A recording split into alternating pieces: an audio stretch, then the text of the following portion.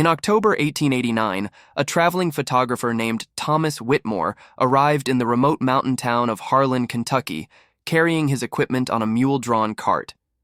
He was one of dozens of itinerant portraitists who moved through Appalachia during that era, offering families the chance to preserve their likenesses on glass plates, a luxury most could afford only once in a lifetime. Whitmore was known for his precision and his patience, qualities essential for working with the long exposure times required by early photography.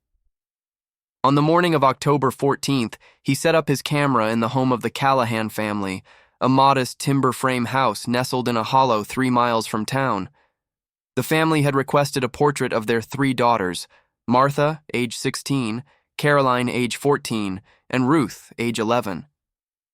Their mother had died the previous winter, and their father, a sawmill foreman named Jacob Callahan, wanted a photograph to remember them as they were. Young, together, still untouched by the hardships he knew were coming. The session took place in the front room, where the light was strongest. Whitmore positioned the girls side by side on a wooden bench, their hands folded, their expressions solemn as the custom demanded. He instructed them not to move, not even to blink. For the 30 seconds, the shutter would remain open.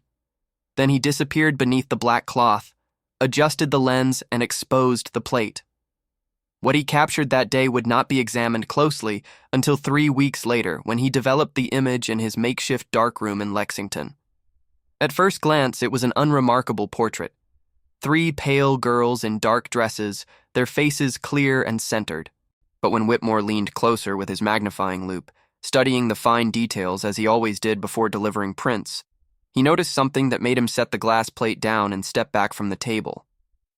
In the reflections visible in the girl's eyes, barely perceptible but unmistakably there, was the image of a 4th figure, a small shape standing just behind the photographer's position.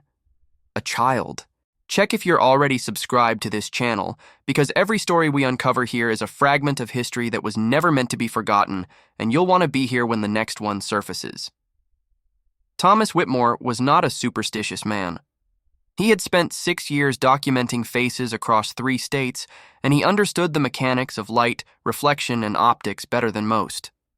He knew that the human eye, like any curved surface, could capture inverted images of its surroundings during long exposures.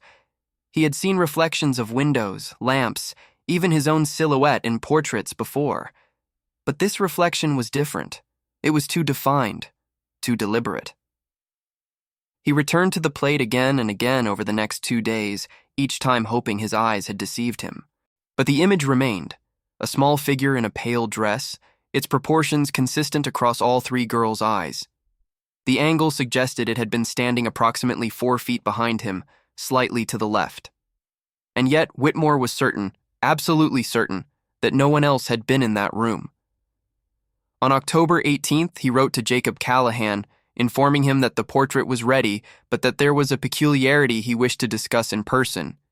He did not specify what it was. 2 days later, Jacob arrived in Lexington, his face drawn with exhaustion. He had traveled overnight by wagon to collect the photograph, and when Whitmore showed him the print, a standard cabinet card, the reflection invisible to the naked eye, Jacob paid without comment and turned to leave. It was only at the door that Whitmore stopped him. He showed him the original glass plate under magnification, pointing to the eyes. Jacob stared at the image for a long time. Then, in a voice so quiet it was almost inaudible, he said, "That's my youngest. That's Lily." Whitmore asked who Lily was. Jacob did not answer immediately.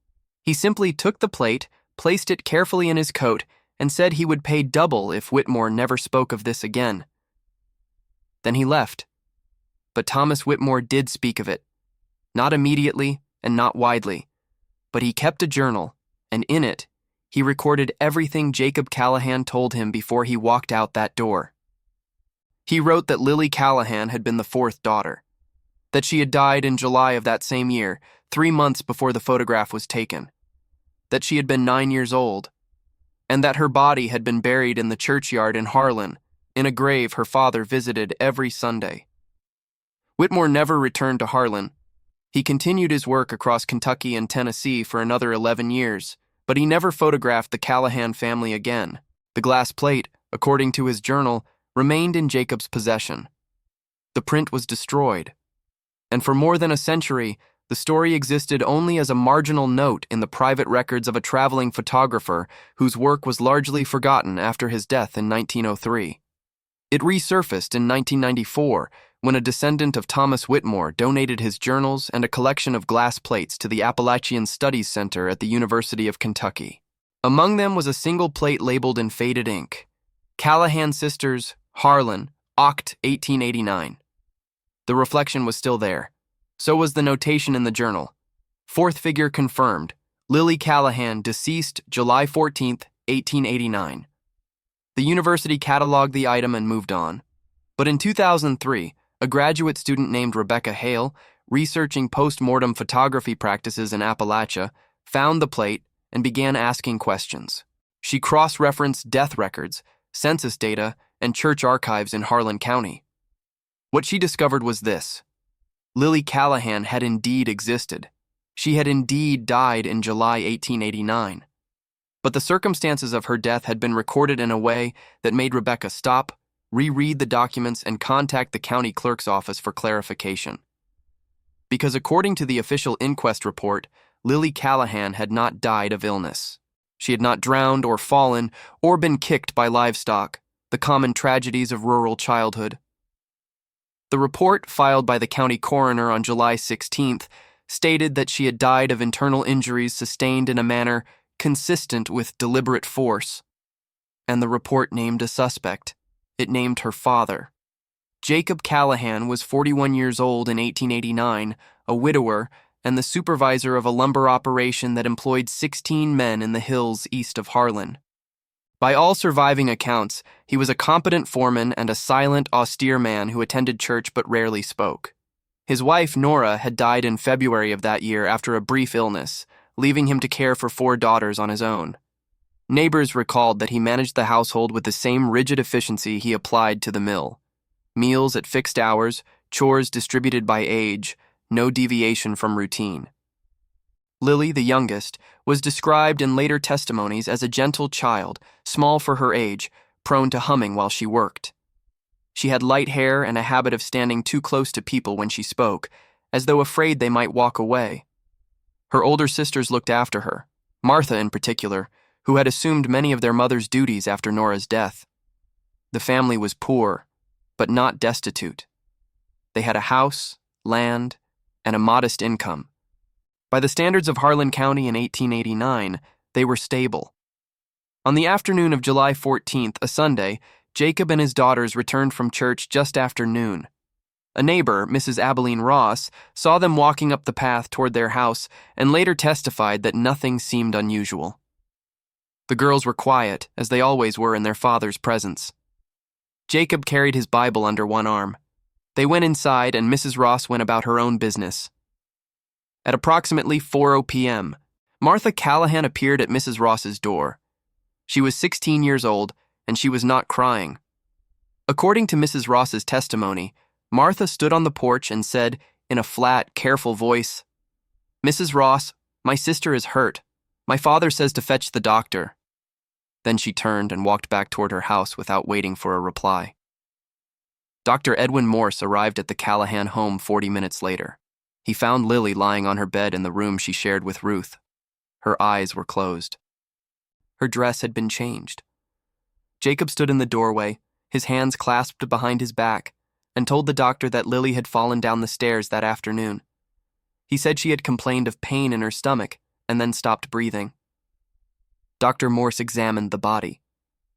In his report, submitted 2 days later, he noted the following: bruising across the abdomen consistent with blunt force trauma, fractures to 3 ribs, internal hemorrhaging, and ligature marks on both wrists. He concluded that the injuries were inconsistent with a fall. He stated in writing that they appeared to have been inflicted intentionally and over a period of several hours. On July 16th, the county coroner opened an inquest. Jacob Callahan was questioned. He repeated his account. Lily had fallen. Dr. Morse presented his findings. The coroner asked Jacob to explain the marks on Lily's wrists. Jacob said he did not know how they had gotten there. He said his daughter had been clumsy and that he had tried to help her, and that sometimes children hurt themselves in ways no one can predict. The coroner asked Martha, Caroline, and Ruth to testify. All three girls, questioned separately, gave identical statements. Their sister had fallen. They had heard a noise. When they came into the room, she was already on the floor. Their father had carried her to bed. They had not seen anything else. The coroner did not believe them, but he also had no evidence to contradict their testimony. No witnesses had been present in the house. No one had heard screaming. Lily's body bore the marks of violence, but violence could not be proven beyond the word of a respected physician against the word of a father and his three daughters. In a county where the law moved slowly and families protected their own, the coroner declared the death suspicious but unresolved. Jacob Callahan was not charged. Lily was buried in the churchyard on July 18th. Her father purchased a small stone marker. The funeral was attended by 11 people. Reverend William Thorne, who officiated, later wrote in his personal diary that Jacob had not wept. He also wrote that the three surviving daughters had stood at the graveside without speaking, their faces blank, their hands folded in front of them like statues. In the months that followed, the family resumed its routines. Jacob continued to work at the mill. The girls attended school sporadically, as was common for children in rural areas. No further investigation was conducted. Dr. Morse left Harlan County in 1890 and never returned. The case was filed away, and Lily Callahan became another name in the parish register, a child who had died young, in a place where children often did. But the people of Harlan did not forget. Rumors spread quietly, the way they do in small towns where everyone knows everyone and no one speaks directly. It was said that Jacob had a temper, that he had struck Nora during arguments, that after her death, the house had become silent in a way that was not natural. Some claimed they had seen bruises on the girl's arms. Others said the daughters never smiled, never played, never looked anyone in the eye. And some said that in the weeks after Lily's death, Martha had tried to tell someone what had happened, that she had approached Reverend Thorne after a service and begun to speak, only to stop mid-sentence when her father appeared behind her. That she had looked at the Reverend with an expression he later described as pleading and empty at once, and then walked away without another word. No charges were ever filed. No confession was ever made. But the people of Harlan County, in the quiet privacy of their own consciences, believed they knew what had happened in the Callahan house on July 14th, 1889. They believed Lily had been killed by her father, and they believed her sisters had been made to watch. 3 months later, Jacob brought those same sisters to Thomas Whitmore's studio and had their portrait taken. He paid for a single print. He did not smile. And when the photographer showed him the reflection of a small girl standing where no girl should have been, Jacob Callahan took the glass plate and walked out into the autumn cold without a word. The glass plate disappeared with Jacob Callahan in 1889, and for over a century it remained a ghost in the historical record, referenced only in Thomas Whitmore's journal, unseen by anyone outside the Callahan family. It was not until 2003, when Rebecca Hale discovered the plate among Whitmore's archived materials, that the image returned to public consciousness. But the plate she found was not the original. It was a copy. According to Whitmore's notes, Jacob had taken the exposed glass plate on the day he came to collect the portrait. But Whitmore, disturbed by what he had seen and unwilling to let the image vanish entirely, had made a duplicate before Jacob's arrival. A common practice among photographers of that era, who often kept backup plates of significant or unusual work. It was this duplicate that eventually made its way into the university archive, mislabeled and overlooked for decades. Rebecca Hale was 26 years old when she found it. She was writing her thesis on death rituals in Appalachian communities, focusing specifically on post-mortem photography, the Victorian practice of photographing the dead, often posed as though sleeping or even standing, as a final keepsake for grieving families. She had seen hundreds of such images. Infants in christening gowns, children in chairs with their eyes held open by wires, entire families arranged around a deceased patriarch. The pictures were eerie, but they followed a logic she understood. They were about preservation, memory, and denial. The Callahan portrait did not fit that pattern. The girls were alive. The image was technically flawless, and yet something about it unsettled her in a way the post-mortem photographs did not. She spent an entire afternoon staring at it under magnification, tracing the lines of the girls' faces, the folds of their dresses, the texture of the wall behind them. And then she saw it. In the cornea of the leftmost girl, Martha, there was a reflection. It was small, no larger than a pinhead in the original image, but under magnification it resolved into a distinct shape. A child's figure, pale and motionless, standing in the middle distance behind the photographer. Rebecca moved to the second girl. The same reflection. The third. Again. She printed the image at high resolution, isolated each eye, and enhanced the contrast. The figure became clearer. It was wearing a light-colored dress. Its proportions suggested a child between 7 and 10 years old, and its position in the frame indicated that it had been standing in the room at the time of the exposure, approximately 4 feet behind Thomas Whitmore, directly in the line of sight of all 3 girls. Rebecca checked Whitmore's journal. She found the entry dated October 20th, 1889, in which he described showing the plate to Jacob Callahan and recorded Jacob's response. "That's my youngest. That's Lily." She cross-referenced the name with Harlan County death records and found the inquest report from July 1889. She read Dr. Morse's testimony. She read the coroner's conclusion. And she understood, with a cold and immediate clarity, what she was looking at. This was not a post-mortem photograph. It was evidence. Rebecca contacted the Harlan County Historical Society and requested access to any surviving records related to the Callahan family. What she received 3 weeks later was a thin folder containing a photocopy of the church burial register, a partial census record from 1890, and a single newspaper clipping from the Harlan Enterprise dated November 3rd, 1889. The clipping was brief, only 4 sentences, but it stopped her cold. It reported that Jacob Callahan, foreman of the Pine Ridge lumber operation, had been found dead in his home on the morning of November 2nd. The cause of death was listed as a self-inflicted gunshot wound. He was survived by 3 daughters, who had been placed in the care of a relative in Virginia. No further details were provided. Rebecca immediately searched for records of the daughters.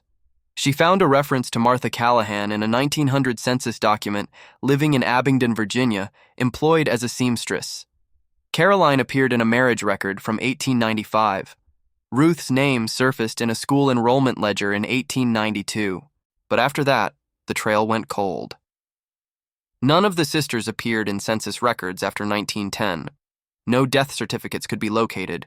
No descendants came forward when Rebecca published a query in regional genealogy journals. It was as though the 3 girls had simply vanished from history. But Rebecca did find one more document. In the archives of the Abingdon Presbyterian Church, buried in a box of unsorted correspondence, she discovered a letter dated April 12, 1896. It was written by Martha Callahan, then 23 years old, and addressed to Reverend William Thorne in Harlan, Kentucky, the same minister who had officiated at Lily's funeral. The letter was only 1 page long. It was written in careful, deliberate script, and it contained no greeting or closing. It read, in full, "Reverend Thorne, I am writing to you because I do not know who else would believe me. My father is dead, and I am not sorry. He killed our sister, and we saw it happen. He tied her wrists and struck her until she could not breathe, and when she stopped moving, he told us it had been an accident. He made us say it was an accident. He said if we told anyone, he would do the same to us. For 3 months, we lived in that house with him. We ate at his table. We prayed with him. We did not speak of Lily because he forbade it, but she was there. I do not mean in memory. I mean she was there. I saw her in the hallway. Caroline heard her voice. Ruth found her shoes in the corner of the room we used to share, though we had buried her in them. On the day the photograph was taken, I saw her standing behind the man with the camera. I did not tell my father. I did not tell my sisters. But when I looked into the lens, I saw her reflection in my own eyes, and I knew she was still with us. 2 weeks later, my father locked himself in the barn and did not come out. They found him the next morning. I do not know if he saw her too, or if he simply could not live with what he had done. I do not care. I am writing this because I want someone to know the truth. Lily did not fall. She was murdered. And if there is any justice in this world, her name should not be forgotten as though she had never lived. I do not expect you to answer this letter. I only ask that you remember. The letter was unsigned, but it was written in Martha's hand, a fact confirmed by comparison with other documents bearing her signature. Reverend Thorne never replied. There is no evidence that he preserved the letter intentionally. It simply remained in the church's files, unread and unacknowledged, for over a century. Rebecca Hale included the letter in her thesis, along with a full analysis of the photograph, the inquest report, and the timeline of events. Her work was published in 2005 in the Journal of Appalachian History under the title Witnessing Through Glass, Evidence, Memory, and the Callahan Portrait of 1889. It received little attention outside academic circles, but it did reach one person who had been searching for it. If you've ever felt the weight of a story that refuses to stay buried, leave a comment with this exact sentence. Some truths can only be seen in reflection. Let me know you're listening. In 2007, a woman named Claire Wellesley contacted Rebecca Hale through the university. Claire was 63 years old, a retired schoolteacher living in Roanoke, Virginia, and she claimed to be the great-granddaughter of Caroline Callahan, the middle sister in the photograph. She said she had been searching for information about her family for over 20 years, and that Rebecca's article was the first time she had seen any documentation of what had happened in Harlan County in 1889. Claire had grown up hearing fragments of the story from her grandmother, who had been Caroline's daughter. The details had been vague and contradictory. Something about a sister who died young, a father who had been violent, a family that had been forced to leave Kentucky. Her grandmother had refused to speak about it directly, and when Claire pressed for details, she would only say, "Some things are better left in the past." But she had also said once, in a moment of uncharacteristic candor, "Your great-grandmother saw something in that house that she never stopped seeing." Claire met Rebecca in Lexington in the spring of 2007. She brought with her a small cardboard box containing the only items she had inherited from Caroline: a Bible with a cracked leather cover, a pressed flower in a frame, and a single photograph, roughly 3 inches by 5 inches, printed on thick cardboard stock. It was the portrait. Rebecca recognized it immediately. It was the same image she had studied in the archives: 3 girls on a bench, their faces solemn, their hands folded. But this print was different. It had been retouched. Someone, using ink and a fine brush, had painted over the eyes of all 3 girls, obscuring the reflections entirely. The work was meticulous, almost invisible unless you knew what to look for. But once Rebecca examined it under magnification, the alteration was unmistakable. Claire said she had found the photograph in her grandmother's belongings after her death in 1989. She did not know who had retouched it or why, but she remembered her grandmother telling her once that her mother, Caroline, had kept the photograph hidden in a drawer for most of her life, and had only shown it to her daughter once, on the night before she died in 1954. According to Claire's grandmother, Caroline had looked at the photograph for a long time, and then she had said, "She's still in there. She never left." Rebecca asked Claire if she knew what happened to the sisters after Jacob's death. Claire knew some of it.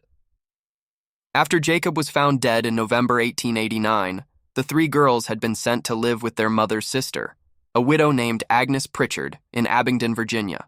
They had lived there for 6 years, attending school and working in Agnes's home. In 1895, Caroline married a man named Thomas Wellesley, a carpenter, and moved to Roanoke. She had 4 children, raised them quietly, and rarely spoke of her childhood. Martha had remained in Abingdon.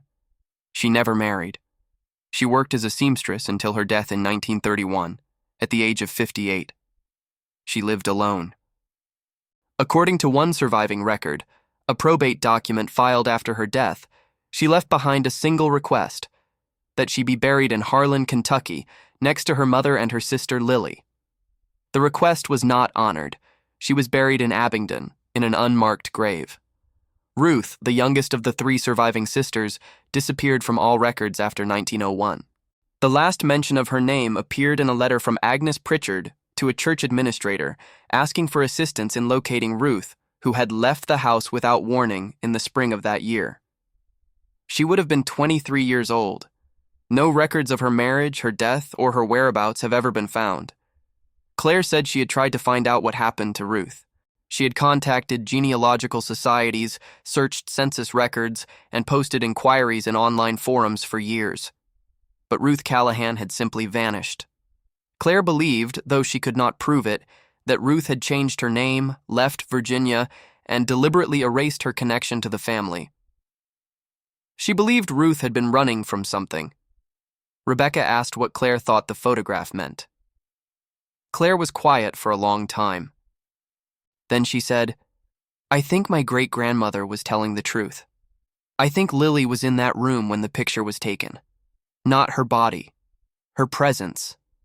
I think she was there because she wanted someone to see what her father had done. And I think the reason my family kept that photograph even after they retouched it was because they couldn't let her go." Rebecca did not dismiss the statement. She did not agree with it either. But she listened. Because regardless of what anyone believed about reflections, presence, or the persistence of memory, one fact remained indisputable. 3 girls had been made to pose for a photograph 3 months after their father killed their sister. And in that photograph, preserved in glass and chemistry and light, something had appeared in their eyes that should not have been there. Whether it was an optical phenomenon, a flaw in the plate, or something else entirely, the image existed. It had been seen by Thomas Whitmore. It had been acknowledged by Jacob Callahan. It had been remembered by Martha in her letter. And it had been retouched by someone who wanted, very badly, to make it go away. But it had not gone away. Claire left the photograph with Rebecca, asking her to preserve it in the university archive alongside the original glass plate. She said she did not want it in her house anymore. She said that every time she looked at it, she saw what her great-grandmother must have seen.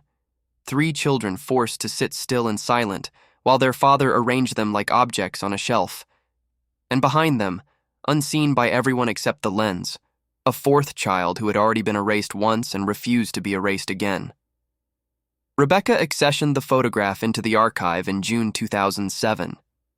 It remains there today, stored in a climate-controlled vault alongside the glass plate, Thomas Whitmore's journal, and Martha Callahan's letter. Researchers can request to view it. Few do.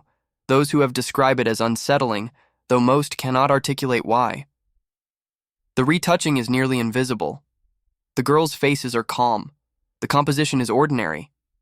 But if you magnify the image, if you isolate the eyes and enhance the resolution, you can still see, faintly, beneath the ink that was meant to hide it, the outline of a small figure standing in the wrong place at the wrong time. You can see it in Martha's eyes, in Caroline's, in Ruth's, and once you see it, you cannot unsee it. In 2011, a forensic psychologist named Dr. Elena Marsh published a paper in the Journal of Trauma and Memory titled Captured Witness, Photography, Coercion, and the Preservation of Testimony in Cases of Familial Violence. The paper examined the Callahan photograph as a case study in what she termed involuntary documentation, instances where visual records created for benign purposes inadvertently preserve evidence of abuse. Dr. Marsh had been introduced to the Callahan case by Rebecca Hale, who had by then completed her doctorate and was teaching at a small college in Tennessee. Rebecca had continued researching the family and had compiled a comprehensive file. The photograph, the inquest report, Martha's letter, and interviews with descendants. She believed the case had broader implications for how historians and forensic experts interpret visual evidence, particularly in contexts where victims cannot or will not speak. Dr. Marsh's analysis focused on the psychological state of the 3 sisters at the time the photograph was taken. She argued that the portrait was not simply a family memento, but a form of enforced performance, a ritual designed by Jacob Callahan to assert control and erase his crime from public memory. By having his daughters photographed, dressed in their best clothing, sitting calmly and obediently, Jacob was creating a counter-narrative. These are normal children, in a normal family, untouched by tragedy. But Dr. Marsh also argued that the photograph inadvertently preserved the truth. She noted that in cases of prolonged familial abuse, victims often develop what she called dissociative presentation, a flat affect, a lack of emotional expression, a performance of normalcy that conceals trauma. She pointed to the faces of the 3 girls in the portrait. None of them are smiling, but neither are they visibly distressed. They are blank, empty, compliant. Dr. Marsh wrote, "The most haunting aspect of the Callahan photograph is not what it shows, but what it refuses to show. These children have learned not to feel in front of others. They have learned to sit still, to be silent, to become invisible even while being seen. The photograph is a record of that invisibility. And the reflection, whether real or artifact, becomes a symbol of the testimony they were not allowed to give." The paper received significant attention in both academic and forensic communities. It was cited in several subsequent studies on photographic evidence in abuse cases and was used as a teaching tool in courses on trauma psychology and visual analysis. But it also raised a question that Dr. Marsh could not answer. If the photograph was evidence, why had it never been used as such? The answer, as Rebecca discovered through further research, was that no one had known it existed. Jacob had taken the original plate. The duplicate had been archived and forgotten. Martha's letter had never been widely circulated, and by the time anyone might have re-examined the case, everyone involved, Jacob, the sisters, the coroner, the doctor, was dead. But there was one more piece of the story that Rebecca had not yet found. In 2013, while searching through digitized newspaper archives, she came across an article in the Lexington Herald dated December 8, 1889, 5 weeks after Jacob Callahan's death. The article was brief, buried on page 7 under the heading Incidents in the Counties. It reported that the home of Jacob Callahan, late of Harlan County, had burned to the ground on the night of December 6th. The fire had been discovered by a neighbor at approximately 3 a.m. By the time help arrived, the structure was unsalvageable. No one had been living in the house at the time. The 3 Callahan daughters had already been sent to Virginia. The cause of the fire was listed as undetermined, though the article noted that several residents reported seeing no lightning or lamp activity in the area that evening. The house had burned completely. Nothing was recovered. The land was later sold to a timber company, which cleared the site and used it for equipment storage. No structure was ever rebuilt there. Rebecca contacted the Harlan County Historical Society again and asked if there were any surviving records related to the fire. She was told that no formal investigation had been conducted. The property had been unoccupied, and there were no casualties. It was assumed to be an accident, perhaps a chimney fire, or embers left in the stove. No one had questioned it further, but Rebecca did question it. Because the timing, 5 weeks after Jacob's death, after the daughters had been removed, after the house stood empty, suggested something else. It suggested that someone had wanted to destroy whatever remained in that house.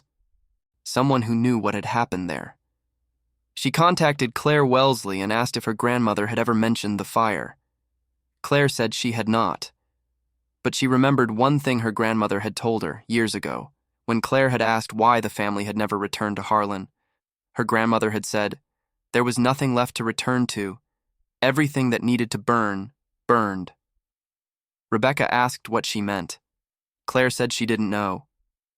But she said her grandmother had looked at her when she said it, and there had been something in her expression. Not sadness, not anger, but a kind of grim satisfaction. As though something that had needed to end had finally ended. Rebecca never found definitive proof of arson. But in her final report, submitted to the University Archive in 2014, she noted the following: that the fire occurred exactly 41 days after Jacob Callahan's death, that it occurred at night when no one would be nearby to stop it, and that it destroyed the one place where physical evidence of Lily's death might still have existed: bloodstains, broken furniture, anything that might have corroborated Dr. Morse's findings. She also noted that Martha Callahan would have been 17 years old at the time of the fire, old enough to travel alone, old enough to carry a lantern and a can of kerosene, old enough to decide that some places should not be allowed to stand. The report concluded with a single observation. Justice, when denied by institutions, is sometimes enacted by those who have been harmed. Whether the fire was deliberate or accidental, its effect was the same. It erased the site of the crime. And in doing so, it completed what the photograph had begun: the preservation of the victim and the erasure of the perpetrator. The Callahan photograph remains in the archive at the University of Kentucky, available to researchers by appointment. It is not displayed, it is not digitized for public access. Those who wish to see it must submit a formal request, provide academic credentials, and sign a release acknowledging that they are viewing sensitive historical material. Most people do not know it exists. But among those who study the intersection of history, trauma, and visual evidence, the photograph has become something more than an artifact. It has become a symbol of what is seen and what is hidden, of what is remembered and what is silenced, of the ways in which the past refuses to stay buried no matter how hard we try to cover it. Rebecca Hale retired from teaching in 2019. She now works as a consultant for historical societies and museums, helping to identify and interpret photographic evidence in cases of historical abuse and violence. She has spoken publicly about the Callahan case on several occasions, and she always returns to the same point. The photograph is not about the reflection, it is about the girls. People want to know if the reflection is real, she said in a 2018 interview. They want to know if it's a ghost or a trick of the light or a flaw in the glass, and I understand that curiosity. But the real question is not what's in the reflection. The real question is, why were those girls made to sit for that photograph at all? What kind of father arranges his daughters on a bench 3 months after murdering their sister and has their picture taken as though nothing had happened? She paused. That's the horror, not the image in their eyes. The fact that they had to sit there and perform normalcy while their father stood behind the camera, watching them, that's what we should be asking about. Claire Wellesley died in 2020, at the age of 76. In her will, she left a small endowment to the Appalachian Study Center with the stipulation that it be used to research and document cases of familial violence in rural communities during the 19th and early 20th centuries. She also left a note addressed to Rebecca Hale, thanking her for giving her family's story a place in history. The note ended with a single line: Lily was real, and now people know her name. The glass plate itself, the duplicate made by Thomas Whitmore, was examined by a forensic imaging specialist in 2016. The specialist used digital enhancement and spectral analysis to study the reflection in greater detail. Her conclusion was technical and cautious. The reflection was consistent with a figure standing in the room at the time of exposure. The size, position, and proportions were accurate for a child of approximately 9 years old, standing 4 feet behind the camera. There was no evidence of double exposure, manual alteration, or chemical manipulation. In other words, something had been there. Whether that something was a living person, a photographic anomaly, or an imprint of memory captured by chemistry and light, the specialist could not say. She noted only that the image existed and that it had been seen by multiple people across more than a century. And that, in the end, was enough. Because the truth of the Callahan photograph is not metaphysical. It is human. 3 children lost their sister to violence. They were forced to remain silent. They were photographed as part of that silence, and decades later, one of them broke that silence in a letter that was never answered, but was never destroyed. Lily Callahan died on July 14, 1889, at the age of 9, in a house in Harlan County, Kentucky. Her father killed her. Her sisters witnessed it. And 3 months later, when they sat for a portrait, something appeared in the image that should not have been there. A small figure in a pale dress, standing in the place where she had always stood, between her sisters and the man who had taken her away. History does not forget. It waits. And sometimes in the chemistry of glass and silver, in the handwriting of a sister who could no longer stay silent, in the testimony of those who come after, sometimes the truth finds its way back into the light. If you've made it this far, it's because this story mattered to you. Leave a comment saying, "I've watched this far," so I can get to know you and see who really values the stories we uncover here. Hit the like button if you believe some truths are worth preserving. Share this with someone who understands that history is not just dates and names, it's the voices of those who were silenced and the faces of those who refused to be forgotten. Subscribe if you want to be here the next time we open a file that was never meant to be opened, because there are more, and they're waiting.